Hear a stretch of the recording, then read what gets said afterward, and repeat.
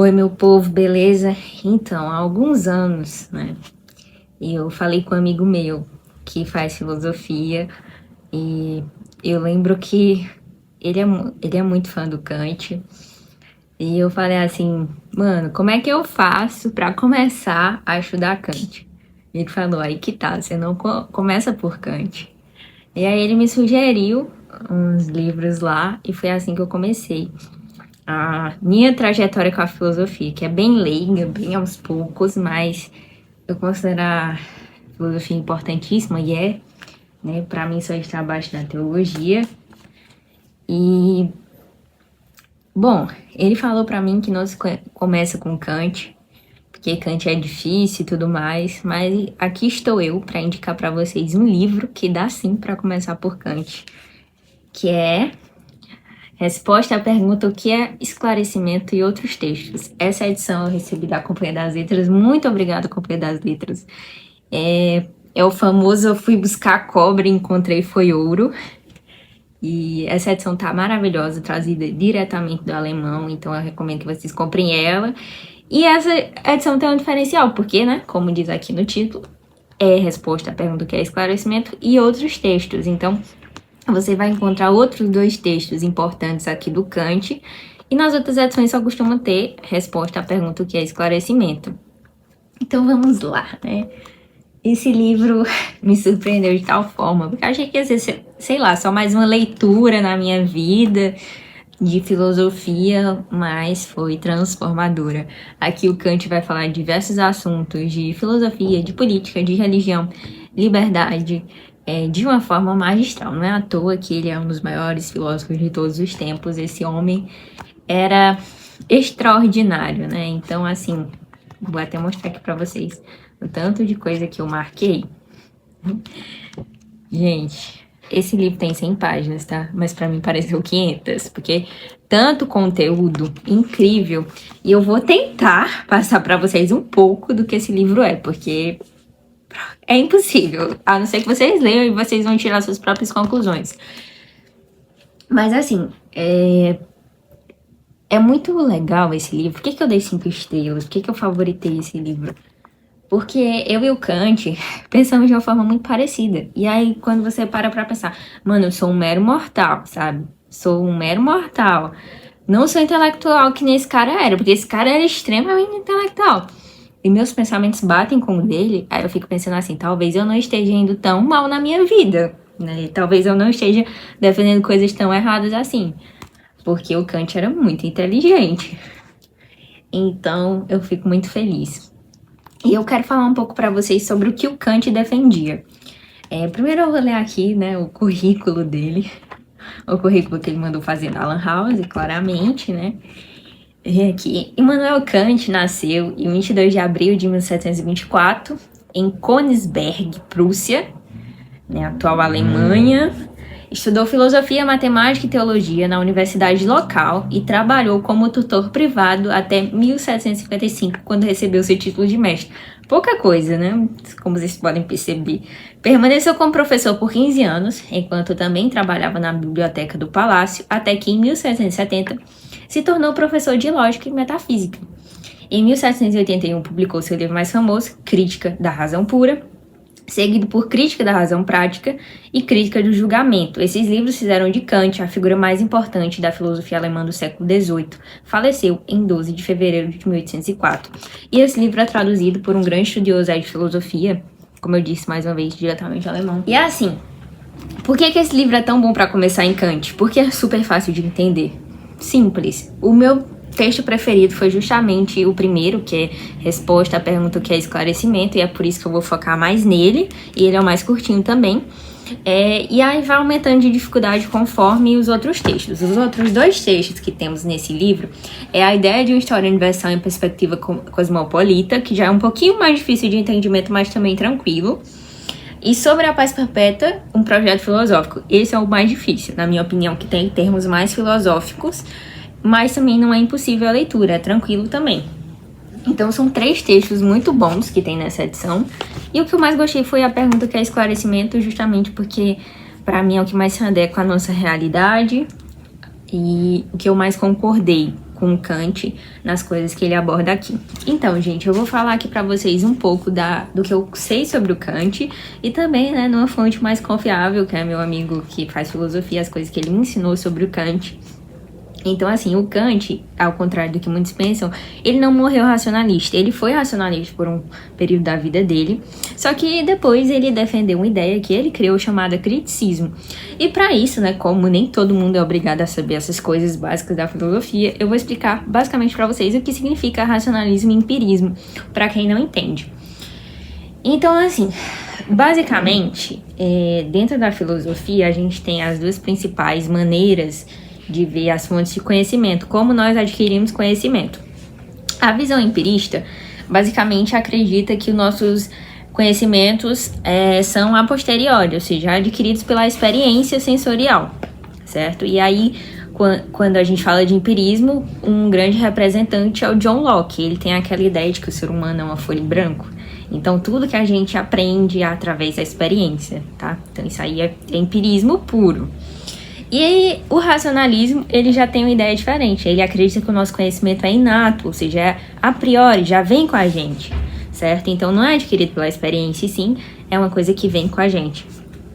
E aí, grandes pensadores do racionalismo, René Descartes e Kant era racionalista, mas aí depois ele criou o criticismo, que basicamente une as duas vertentes. Hoje a filosofia tem essa visão de que existem pensamentos, conhecimentos que são adquiridos por experiência, ou seja, conhecimentos empíricos, e existem os conhecimentos racionais. Não é só um racional ou empírico, existem os dois. Então, Kant acreditava nessa vertente e ele desenvolveu o criticismo. Então, isso aí é basicamente para vocês entenderem as coisas que eu vou falar daqui para frente.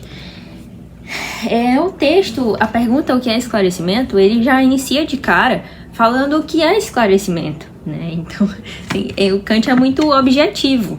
E eu vou ler aqui para vocês as palavras do próprio Kant. Esclarecimento é a saída do ser humano da menoridade, a qual ele mesmo se relegou. Menoridade é a incapacidade de se servir de seu entendimento sem a orientação de terceiros. Essa menoridade é de responsabilidade própria na medida em que suas causas residem não na falta de entendimento, mas na carência de decisão e de coragem dele de se servir sem a tutela de outrem. Tem coragem de servir-se de teu próprio entendimento. Esta é, pois, a bandeira do esclarecimento, né? Então aqui ele fala que o esclarecimento basicamente é você pensar por si mesmo. É você não pensar pela cabeça dos outros. É você não levantar bandeiras que você não conhece. É você buscar estudar para entender o que você está pensando e não só se basear pelo que os outros dizem. E ele fala que defender bandeiras que você não conhece, pensar pela cabeça de outras pessoas é o que ele chama de menoridade. E ele fala que a preguiça e covardia são as causas de um número tão grande de seres humanos, mesmo depois de a natureza há muitos ter liberdade da tutela de terceiros, preferir passar a vida toda na menoridade e de ser tão fácil para os outros se tornarem seus tutores, porque é cômodo ser tutelado. Então o Kant está falando aqui que é muito mais fácil para nós seres humanos, e é verdade, ficar na preguicinha e receber o conhecimento dos outros, do que a gente ir lá e entender por nós mesmos, né? Então, tipo assim, é muito mais fácil eu ver um vídeo de alguém que eu confio falando sobre tal assunto do que eu pegar lá o livro e ler e entender por mim mesma, né? Então é muito mais fácil a gente ser tutelado, é muito mais fácil a gente ouvir a opinião de alguém que a gente concorda do que tirar nossas próprias conclusões. E nisso a gente vira papagaios ideológicos. Eu vou dar um exemplo aqui, que algumas pessoas vão entender, talvez outras não entendam, mas vamos supor. Acontece, né? Tem uma plataforma aí de vídeos de política, que inclusive eu gosto, eles fazem documentários de política. E eles fazem excelentes documentários políticos, só que quando o assunto é cristianismo, eles fazem um revisionismo histórico mentiroso, que tem enganado muita gente. Então, o que é isso? É o caso de, por exemplo, tanto faz você ser de esquerda como de direita, mas você tem admiração por uma pessoa. Eu tenho admiração por essa pessoa, e porque eu admiro essa pessoa politicamente falando, eu acredito que todas as coisas que essa pessoa for falar, em qualquer outra situação, ela vai estar certa. Ou seja, eu não vou lá procurar por mim mesmo, eu não vou desenvolver meu pensamento crítico, eu não vou desenvolver minha razão. Eu vou simplesmente me basear no que o outro tá falando porque eu concordei com outro aspecto que ele falou. Porque ele tava certo naquele aspecto, eu vou achar que ele tá certo em todos. Isso é um erro, isso é ignorar a nossa falibilidade humana. Porque o ser humano, ele é falível, né, gente? Então, tipo assim, se nós não formos criaturas mutáveis, que estamos suscetíveis a mudar e aceitar que estamos errados, a gente vive nessa minoridade aqui, sabe? A gente não consegue caminhar por nós mesmos. E aí o Kant usa uma expressão aqui, que ele fala desse jeito. Mostrar-lhes o perigo de que estão ameaçados caso tentem caminhar por si mesmos. Ele fala até que isso é uma das táticas que as autoridades costumam usar, né? Que é fazer com que você não se sinta pronto para pensar por si mesmo. E isso é ótimo, né? Pra política, pra várias outras coisas. Que você pense com a massa, que você pense que nem o seu artistinha de pop favorito, que você pense que nem a mídia, que você pense que nem a televisão, que você pense que nem a maioria, a massa, e não vá buscar entender como é que funciona, entendeu? Isso vale pra qualquer ideologia. Você vira um papagaio ideológico, seja que lado você estiver, direita, esquerda, cristianismo, islamismo ou qualquer outra coisa. Se você não pesquisar por si próprio, você vira um papagaio de outras pessoas que você concorda. Não é porque você admira alguém que você tem que acreditar em tudo que essa pessoa fala, entendeu? É isso que o Kant está querendo dizer assim. Pense por si mesmo. Gente, pense por si mesmo.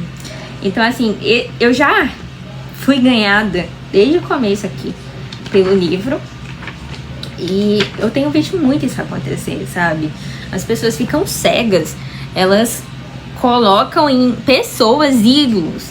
O ser humano tem essa mania de idolatrar os outros, né? Então ela acha que tudo que a pessoa falar tá certo. Ela vê um documentário e acha que sabe de tudo. É isso. É, portanto, difícil para o ser humano escapar individualmente da menoridade, tornada quase uma natureza. Então ele fala que quando a pessoa se acostuma com a menoridade, ela fica tão mal acostumada que isso se torna a natureza dela. Quando você tá tão acostumado a receber dos outros e não buscar por si próprio, você se acostuma. Então, assim, ele fala aqui, pois sempre haverá de se encontrar alguns pensadores autônomos, até entre os tutores do grande rebanho. E aí ele fala aqui uma coisa muito interessante, que é quando os tutores do grande rebanho, ou seja, essas pessoas que estão no estado de menoridade, que são essas pessoas que pensam com a massa, quando esses tutores, eles pensam diferente, eles passam a dizer, não, mas isso aqui tá errado, você tem que fazer isso, você realmente tem que começar a fazer diferente. Aí acontece o quê? Porque é tão pernicioso firmar preconceitos, pois estes acabam se vingando naqueles mesmos que o criaram. Ou seja, a sociedade que um dia defendeu a minoridade passa a ser contra, e aí as pessoas que estavam na minoridade vão lá e se voltam contra ela. É muito parecido com a lacração, né? Com o cancelamento que acontece na internet. Você vê essas pessoas, elas ficam militando pra cancelar os outros, acabam com o psicológico das pessoas como se todo ser humano fosse perfeito, e aí depois elas acabam canceladas também. Elas são vítimas das suas próprias artimanhas, vamos dizer assim. E aí tem uma das frases que, na minha opinião, é a melhor do livro. Uma revolução pode acarretar a queda de um despotismo pessoal ou de uma opressão sedenta de lucro ou de dominação, mas jamais realizará uma verdadeira reforma do modo de pensar. Então aqui ele tá falando sobre revoluções no geral. Tipo assim, vamos dar um exemplo da Revolução Francesa, né? Que matou gente pra caramba. Então ele tá falando aqui que as revoluções, elas causam a queda desse autoritarismo, mas não adianta nada se você não mudar o modo de pensar das pessoas, se elas não agirem de forma livre ao pensar. Para tal esclarecimento, contudo, não é preciso nada além da liberdade. E ele faz a distinção do uso público da razão e do uso privado da razão. O uso público da razão é quando você expõe isso para um público leitor, ou seja, eu tenho um pensamento e eu vou escrever um livro para você, para eu expor o que eu tô pensando. E o uso privado é quando você expõe aquilo de uma forma privada, ou seja, por exemplo, eu sou um pastor, eu tô expondo pra minha igreja a forma que eu penso. Isso é o uso privado da razão que o Kant fala aqui. Tem outro momento do livro que o Kant, né, além dele incentivar sempre o fato de que todos devemos buscar o esclarecimento, ele faz aqui claramente uma alusão à reforma protestante. Quando ele fala que a igreja também, ele usa muito o exemplo da igreja, dos clérigos aqui. Ele fala que a igreja, os clérigos em seu modo erudito de ser, ou seja, no seu esclarecimento, eles podem chegar à conclusão de que tem coisas erradas acontecendo na igreja. Então eles vão questionar a coroa, vão questionar a igreja, e eles podem chegar a conclusões que podem ser melhor para a igreja. Um caso disso foi a reforma protestante. Ele pode aqui.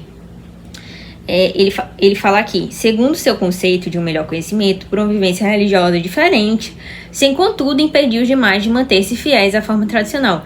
Ou seja, ele acredita que é necessário sim uma mudança na igreja, que foi o que a reforma causou, mas não impedindo aqueles de permanecer na forma original, né? Então, o que aconteceu? Os católicos permaneceram naquela forma de antes e os protestantes mudaram para o sola escritura. Entretanto, é rigorosamente proibido acatar uma concepção religiosa. Isso aqui, a gente vai falar sobre o paradoxo, que é aquele paradoxo bem conhecido do intolerante com a intolerância, entendeu? Então, tipo assim, nós temos que ser intolerantes com a intolerância. O Kant vai falar muito de direitos. Então, ele vai falar que a religião, todas as religiões são válidas, desde que elas não firam os direitos das pessoas. Por exemplo, é válido você defender qualquer crença, desde que essa crença não me ameace de assassinato, não me ameace de agressão. Então, ele acredita que todas as religiões são válidas, desde que não firam os direitos das pessoas. Então, ele acredita que um verdadeiro rei, ou seja, um bom rei, um bom monarca, ele vai defender essa liberdade religiosa. Não só isso, mas ele também acredita que os monarcas não podem interferir nos pensamentos do seu povo. Tem que existir uma liberdade de pensamento. E ele cita o texto aqui: César não está acima dos gramáticos. Ou seja, as pessoas têm que ter liberdade de pensar por si próprias. E ele acredita também, e aí uma das coisas que eu acho interessante, que o Kant, ele é muito otimista. Em todo o livro, ele é extremamente otimista. Ele sempre acha que as coisas vão melhorar. Isso explica porque ele vivia no século XVIII, né? Porque se ele visse como é que o mundo ficou depois que ele morreu, eu tenho certeza que esse otimismo dele ia por água abaixo, né? Porque ele é muito otimista, ele acha que as pessoas iam evoluir mais, iam ficar mais esclarecidas. E eu diria assim, tem muita gente esclarecida hoje no mundo, mas eu acredito que a idiotice só aumenta todos os dias. Não é muito difícil ver isso, não é mesmo? Então, a liberdade até que ponto? E ele defende aqui a liberdade até que ponto, desde que não interfira nos direitos. E por isso ele defende a existência de um Estado para controlar isso. E também fala do monarca, mais uma vez, que faz isso com os súditos, promove essa liberdade. E eu vou dar um exemplo aqui de um monarca que se estabelece nesses quesitos que o Kant elenca, que é a Elizabeth I, que com o estabelecimento de fato do anglicanismo na Inglaterra, ela conseguiu unir duas coisas que estavam em conflitos. Ela fez uma religião de doutrina calvinista, ou seja, protestante. O anglicanismo tradicional é calvinista, só que com a liturgia católica romana. O anglicanismo tradicional, então eu não estou falando das outras vertentes, estou falando do anglicanismo tradicional. Ele tem uma vertente calvinista, reformada, e tem uma liturgia católica romana. A visão, o modo de ver, é totalmente protestante. Então ela fez isso justamente para apaziguar católicos e protestantes juntos e permitir essa liberdade religiosa. Então, manos e manas, vamos para o próximo texto, que é o texto A Ideia de História Universal em Perspectiva Cosmopolita. Esse texto é muito interessante. Como eu falei pra vocês, ele não é tão de fácil entendimento como o primeiro, mas também é tranquilo. Nada impossível. Qualquer pessoa aqui consegue ler tranquilamente. E ele fala aqui, uma das coisas que o Kant mais vai abordar nesse livro é a questão da natureza humana. Nossa natureza sempre tende ao mal. É uma das coisas que o Kant vai abordar. Ele vai falar que a nossa natureza é ruim, é caída, que o ser humano é mau e que ele sempre vai tender a se isolar, certo? E causar confusões, altas confusões. E ele fala aqui: qualquer que seja o conceito que se tenha da liberdade da vontade, em sentido metafísico, suas manifestações, ou seja, as ações humanas, são determinadas por leis naturais universais como qualquer outra realidade natural. E a história que se ocupa da narração dessas manifestações, por mais veladas que sejam suas causas, permite-nos esperar que, desde que se leve em conta o jogo da liberdade, da vontade humana em geral, se descubra na própria história um funcionamento regular. Uma vez que os homens não se comportam de forma meramente instintiva, não parece possível uma história planificada deles, como a das abelhas ou dos castores. Uma das coisas mais interessantes, na minha opinião, que o Kant propõe aqui nesse texto, é que o ser humano é um ser social, antissocial. Por quê? Vou ler para vocês também.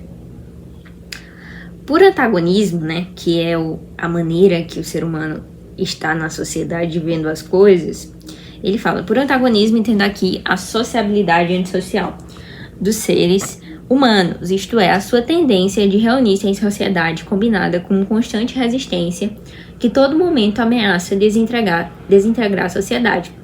Essa tendência parece estar enraizada na própria natureza humana. O ser humano se inclina à socialização, pois nessa condição se sente mais humano, isto é, desenvolvido em suas faculdades naturais, e ele possui também, entretanto, uma forte tendência ao isolamento, pois do mesmo modo encontra em si a característica desagregadora de querer colocar tudo ao seu serviço, ou seja, individualista, o que o faz deparar com resistências de todo tipo, e sabe, ademais, que ele mesmo tende a resistir à vontade dos demais.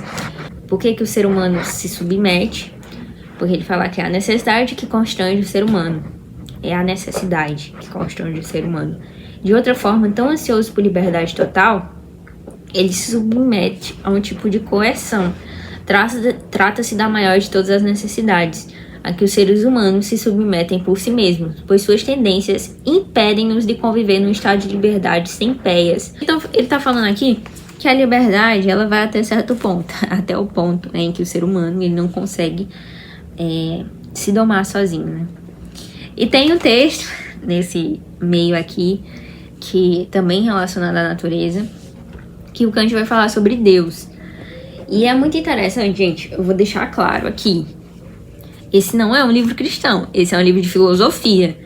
O Kant, querendo ou não, ele vai falar sobre Deus. Ele vai falar sobre Deus, ele vai falar sobre o cristianismo em vários exemplos, só que não é um livro cristão, não é um livro que tem foco teológico. Ele é um livro que cita, mas ele é totalmente irracional, é um livro que vai usar a razão para explicar todas as coisas. Então, até para falar de Deus, e você vê que o Kant, ele tá falando de Deus, ele vai ser totalmente racional, ele não tende para essas coisas, olha só. Para tanto, os impulsos naturais, falando da nossa natureza caída, que é algo totalmente cristão, né? Tem essa noção da natureza caída, as fontes da hostilidade e da resistência constante de tantos males que, por sua vez, conduzem, porém, à readaptação das forças e a novos desenvolvimentos das faculdades naturais, revelam também a ordem produzida por um criador sábio e não o efeito da mão de um espírito maligno que a tivesse deturpado em sua força sublime ou por inveja a destruído.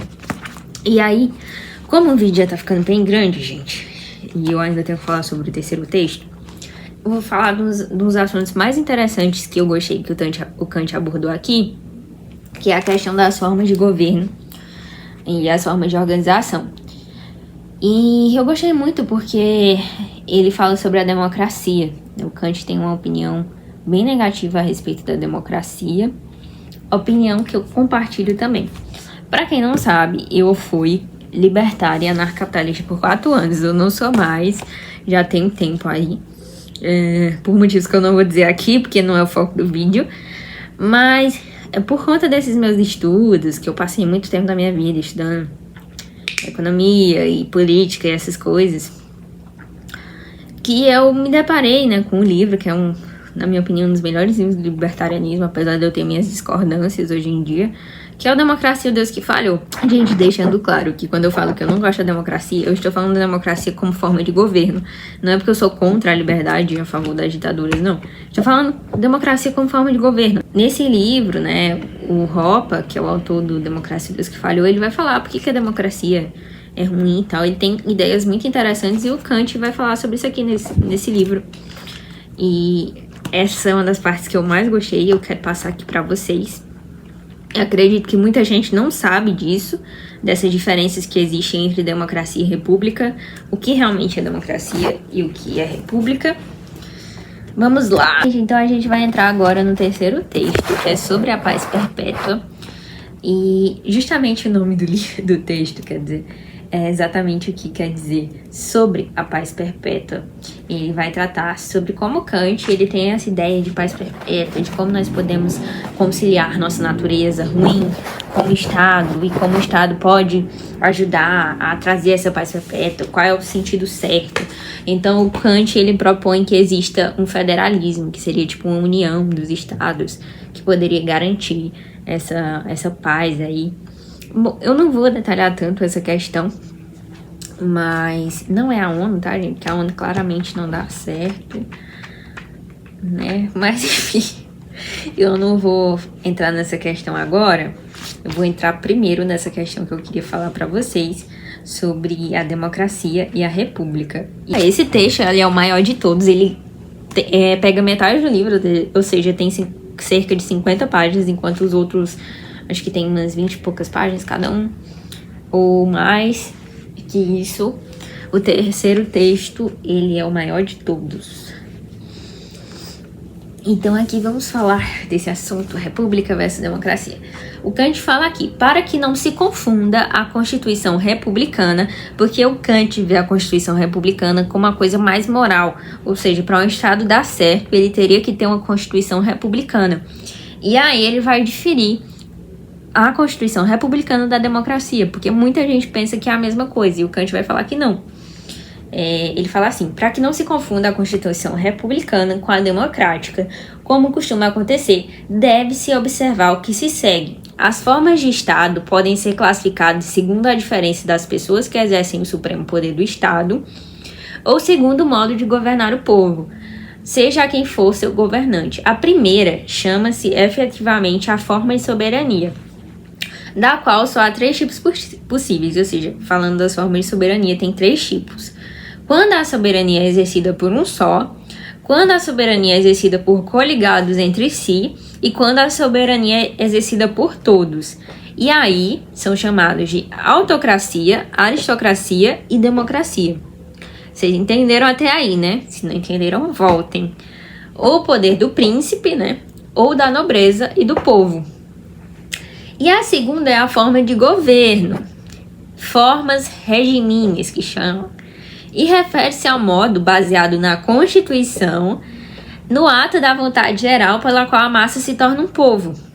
Como o Estado faz uso da plenitude de seu poder, e nesse caso existem 2, que é a republicana ou despótica, entendeu? Então, tipo, por isso que república e democracia não são sinônimos, porque são formas diferentes. Então, existem somente 2, a republicana ou despótica, que o Kant fala aqui. O republicanismo é o princípio político, que é o que o Kant defende, da separação entre o poder executivo, que é o governo, e o legislativo. Já o despotismo é o princípio da execução arbitrária pelo Estado de leis criadas por ele mesmo ante a vontade pública tomada pelo governante como a sua vontade privada. Das 3 formas de Estado, a democracia, no sentido próprio da palavra, necessariamente um despotismo, pois estabelece um poder executivo em que todos decidem sobre cada um. E em todo caso, também contra um, que por conseguinte não dá seu consentimento, portanto todos sem serem de fato todos os que decidem, o que é uma contradição da vontade geral, consigo mesmo e com a liberdade. É muito interessante porque eu tenho exatamente esse pensamento que o Kant tem sobre a democracia, gente, porque é muito bizarro. Vocês nunca pararam pra pensar o quanto é absurdo que 51% da população se sobrepõe e subjuga 49%, independente de quem ganhou ou não, porque independente de quem ganhasse, os fatos iam ser o mesmo, alguém está subjugando alguém. É literalmente metade da população brasileira que paga impostos, que sustenta o governo, sendo subjugada por a outra metade. Eles não querem. Uma quer, 50% quer e 50% não. E é isso que ele tá falando aqui, que a democracia sempre vai tender por despotismo. E ele fala aqui, toda forma de governo que não seja representativa, em termos restritos, uma deformação, porque o legislador, em uma só e mesma pessoa, pode ser ao mesmo tempo executor da sua própria vontade. E embora as duas outras constituições políticas sejam sempre imperfeitas, por abrirem espaço a uma tal forma de governo, é ao menos possível adotar nelas um modo de governar em conformidade com o espírito de um sistema representativo. Como Frederico II, que ao menos dizia ser ele apenas o primeiro servidor do Estado. Algo que a Constituição Democrática torna-se impossível, já que todos querem ser soberanos numa democracia. Pode-se dizer, pois, quanto menos pessoas exercem o poder estatal, ou seja, o número de dirigentes, tanto maior é a sua representatividade. Ou seja, quanto menos governantes, né, mais representatividade. Tanto mais a Constituição Política se aproxima da possibilidade do republicanismo. E se pode esperar que, ao fim e ao cabo, a ele se chegue mediante reformas graduais. Por essa razão, chegar a essa Constituição única, plenamente jurídica, é mais difícil na aristocracia do que na monarquia, e impossível na democracia, a não ser mediante uma revolução violenta.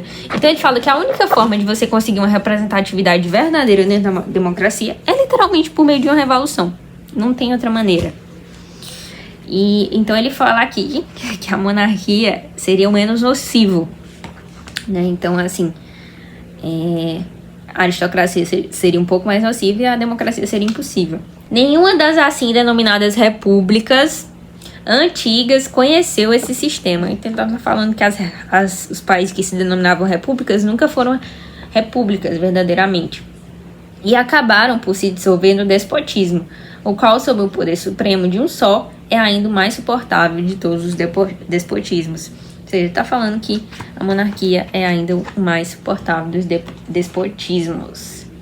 Gente, então aqui o Kant depois ele vai se propor, no próximo capítulo, a mostrar máximas políticas que os políticos sempre fazem para enganar o povo, e que um bom governante ele tem que ser um ser pensante, mas que ao mesmo tempo ele não pode sair do seu ato de governar, que ele tem que ter uma boa moral, entre outras coisas, mas que é muito difícil encontrar um governante moral. E ele fala aqui, né, como eu disse, que entra naquele otimismo dele, que tais máximas políticas, no caso as corrupções, o jeitinho dos políticos, o populismo, que não tinha esse nome ainda aqui, né? A enganação, corrupção, moral, já não enganam mais ninguém, pois todos são completamente conhecidos.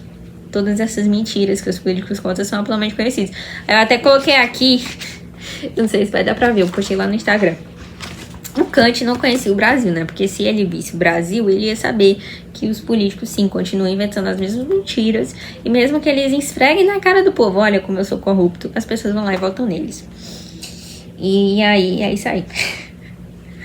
Revolta. E então ele vai encher aqui o povo de otimismo, moral e política e tudo mais. E ele vai falar da forma da publicidade. Para finalizar aqui, gente, que o vídeo tá ficando enorme. Eu não achei que ia demorar tanto para falar. Ele vai falar da publicidade como extremamente importante para disseminar ideias. Porque através da publicidade, você consegue muitas vezes ver o que o Estado está fazendo de errado, se policiar em relação a ideias erradas. É uma maneira das pessoas também reivindicarem seus direitos, né? Porque a partir do momento que... Por que é tão importante ter a imprensa ao nosso lado? Quando nós queremos questionar o Estado, nós queremos questionar o autoritarismo. Por conta disso, porque se dissemina essas ideias. E quanto mais pessoas, né, mais essa ideia ganha força. E quando não se questiona as ideias, aí o governante, ele se sente no poder de um Deus. Ele se sente no poder de fazer o que ele quiser. Ele está acima da lei.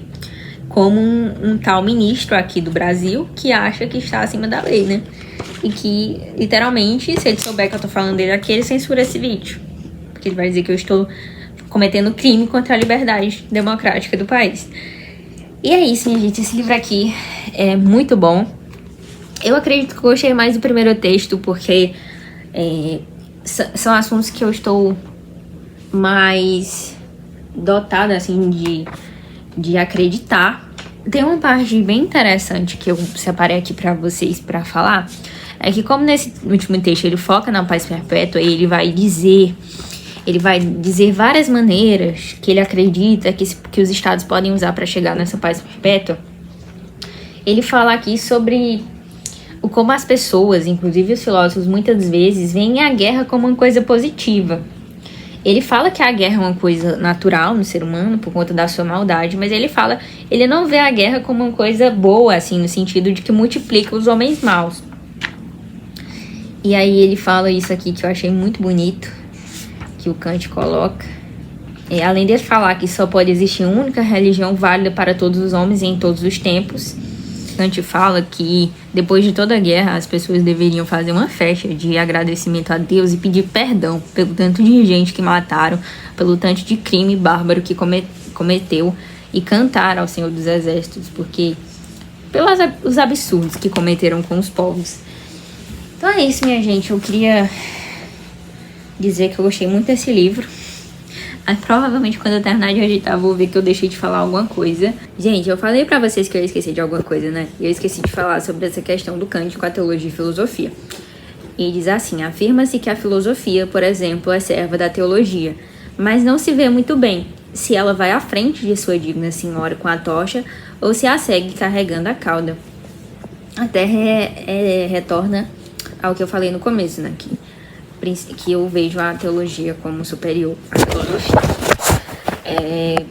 Outra coisa que eu ia falar, que eu acredito que eu não falei no vídeo, é a importância que o Kant dá à propriedade privada e à liberdade em todas as formas, inclusive no comércio. Gente, eu queria ter falado mais, só que aí eu percebi que o vídeo ia ficar muito grande e tal. Eu queria ser um pouco mais concisa. Mas, por favor, leiam esse livro, é muito bom, principalmente quem quer começar Kant. E é super fácil de entender, como eu já falei. E, poxa, sabedoria, gente, é tão importante. E eu vejo aqui, às vezes, eu entro no YouTube e tem um monte de vídeo de como fazer leitura dinâmica. Esquece, mano, esquece esse negócio de leitura dinâmica, isso é balela. Não vai nessa. Leitura dinâmica é conversa fiada, entendeu? Você tem que entender o livro, você não tem que ficar fazendo leitura dinâmica. Olha, gente, eu li um livro, amanhã eu leio outro livro. Isso não tá provando nada pra ninguém. Tipo, quer dizer, isso é pra provar alguma coisa pros outros, não pra você. E o seu entendimento e a sua maneira de ver o livro, de receber aquele livro, sabe? As pessoas têm a noção de que ser um leitor bom é ser um leitor que lê muito. Não é. É óbvio que tem leitores incríveis que leem muito. Eu também não tô querendo dizer isso.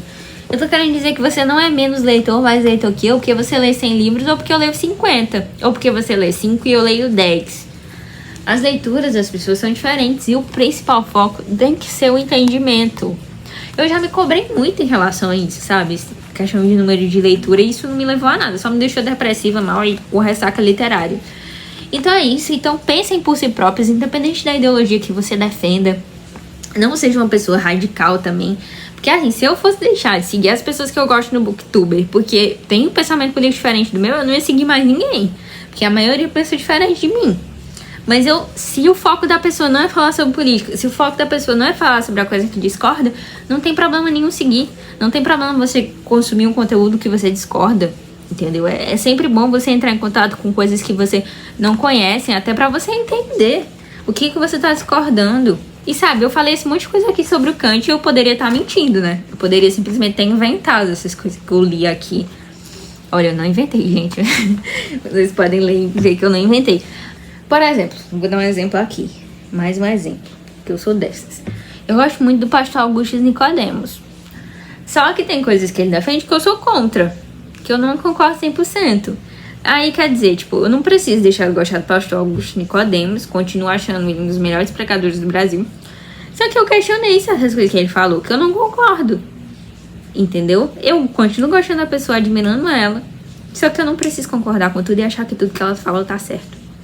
Tá entendendo, gente? Eu pensei por mim e eu tirei conclusões diferentes daquilo.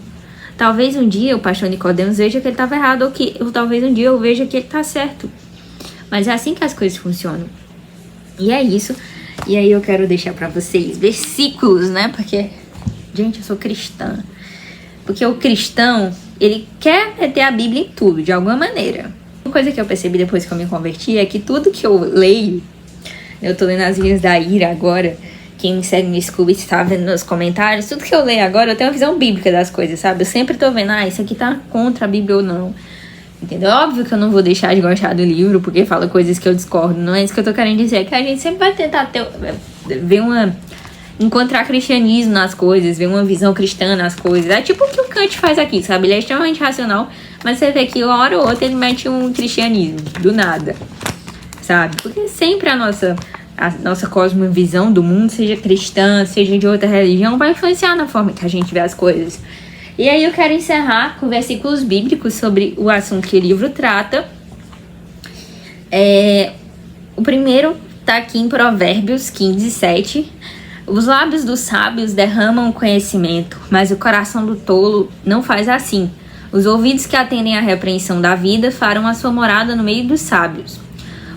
Versículo 32. O que rejeita a instrução menospreza a própria alma, mas o que escuta a repreensão adquire conhecimento. 33. O temor do Senhor é a instrução da sabedoria, e precedendo a honra vai a humildade.